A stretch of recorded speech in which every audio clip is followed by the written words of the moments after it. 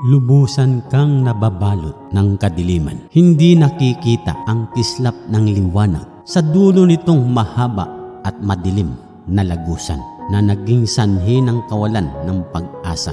Ngunit nais kong ipaalala sa iyo ang isang napakahalagang bagay. Mahal na mahal ka ng Diyos, kaibigan. Ang paghahanap ng kanlungan sa Kanya ay makapagbibigay sa iyo ng lakas at kapayapaan sa iyong kalooban. Kaya isuko mo sa Kanya ang lahat ng iyong mga pasanin sa buhay na hindi mo kayang pangasiwaan. Yakapin mo ang mga bisig ng Diyos sa bawat kahirapan dahil ang Kanyang presensya at pagmamahal ay nagdudulot ng liwanag sa mga taong nabubuhay sa kadiliman.